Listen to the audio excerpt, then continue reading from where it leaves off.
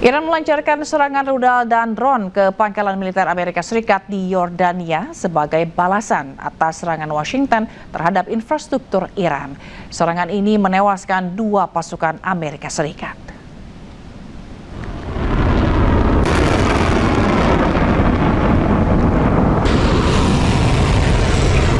Korps Garda Revolusi Islam Iran atau IRGC merilis rekaman yang memperlihatkan peluncuran sejumlah rudal dan drone ke arah yang diklaim sebagai pangkalan militer Amerika Serikat di Azraq, Yordania.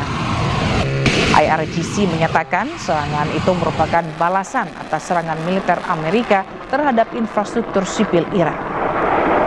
Menurut mereka, operasi yang dilakukan saat Fajar tersebut menjadi gelombang ke-20 dalam operasi Nasr 2. Sasaran serangan diklaim meliputi area parkir pesawat berukuran besar di pangkalan militer Azraq. Serangan ini juga menewaskan 2 pasukan Amerika Serikat yang berada di lokasi.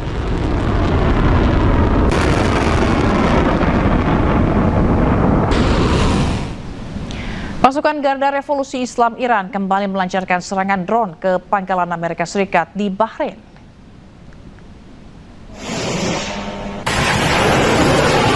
Pasukan Garda Revolusi Islam Iran mengklaim telah menghancurkan pusat kecerdasan AI utama dan depot drone milik Amerika Serikat. IRGC menyebut serangannya itu merupakan serangan balasan terbaru Amerika Serikat terhadap Iran. Selain itu, ia menyatakan Amerika Serikat melakukan kejahatan perang dengan menyerang sejumlah jembatan di wilayah Iran pada malam sebelumnya.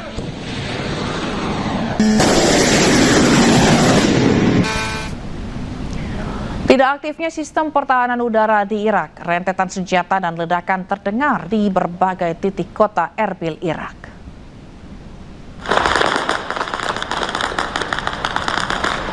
Serangan dan aktivitas pencegatan udara terjadi secara bergelombang pada malam hingga dini hari, menyusul ketegangan militer yang kembali memanas. Rentetan senjata mencoba mencegat serangan drone Iran yang menyasar pangkalan Amerika Serikat di Irak, namun gagal hingga menyebabkan ledakan besar. Insiden di Irak ini merupakan bagian dari eskalasi ketegangan yang lebih luas antara Amerika Serikat dan Iran yang turut melibatkan sejumlah negara Teluk lainnya, yaitu seperti Bahrain dan Kuwait.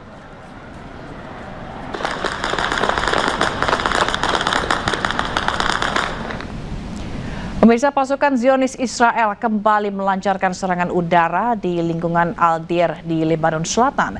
Israel akan terus beroperasi di Lebanon untuk menghilangkan ancaman apapun terhadap tentaranya dan warga sipil Israel.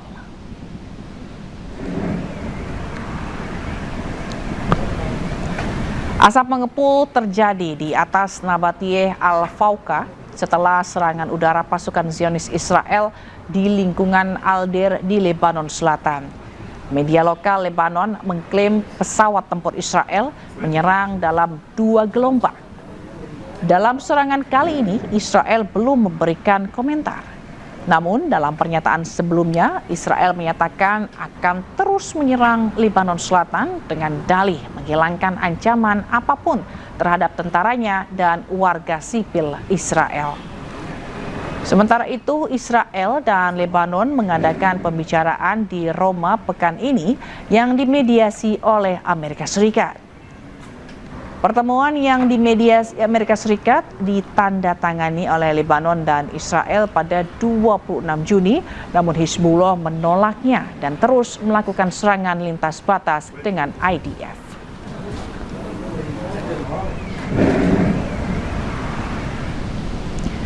Tentara Israel membakar sejumlah rumah warga di sebuah desa di Lebanon Selatan. Kepulan asap membumbung dari daerah tersebut pada Selasa sore.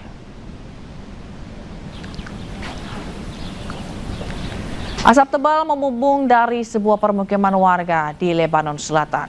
Asap tersebut berasal dari sejumlah rumah warga yang dibakar tentara Israel di distrik Nabatiyeh. Rekaman video menunjukkan kendaraan militer Israel konvoi bersenjata di dekat desa Zautar al-Sharqiyah di distrik Nabatiyeh. Menurut kantor berita nasional Lebanon atau NNA, tentara Israel membakar beberapa rumah di desa tersebut. Kantor berita tersebut menambahkan pasukan Israel bergerak melalui kota Zautar al-Gharbiyah dan Zautar al-Sharqiyah, di mana dilaporkan terjadi tembakan senapan mesin yang hebat. Militer Israel belum memberikan komentar terkait laporan pembakaran dan penghancuran rumah-rumah di Zautar al-Sharqiyah. Namun sebelumnya mereka telah menyatakan akan melanjutkan operasi di Lebanon Selatan untuk menghilangkan ancaman apapun terhadap tentara mereka dan warga sipil Israel.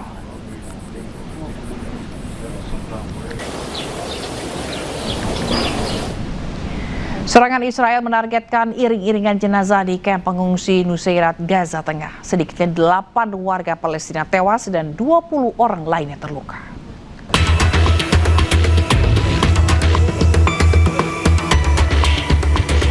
Delapan warga Palestina tewas dan 20 lainnya terluka dalam serangan udara Israel yang dilaporkan menargetkan iring-iringan jenazah di daerah Suk al-Balata di kamp pengungsi Nusairat di Gaza Tengah, Palestina.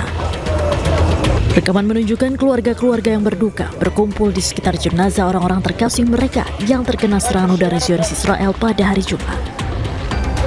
Kerumunan orang juga nampak berkumpul di luar rumah sakit Al-Auda membawa jenazah dalam prosesi pemakaman.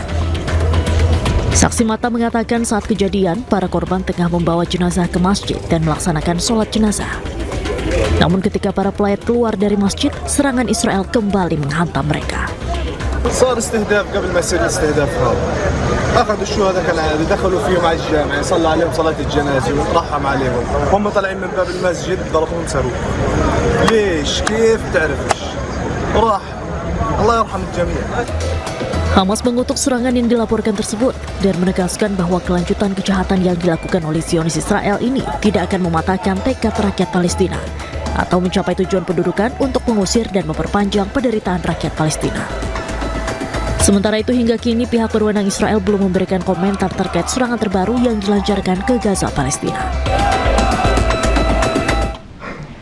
Pemirsa, aksi dukungan terhadap kemerdekaan Palestina terus bergulir. Di London, Inggris, ribuan warga mengutuk genosida Israel di Gaza serta menuntut Perdana Menteri baru Inggris mengambil tindakan tegas terhadap Israel.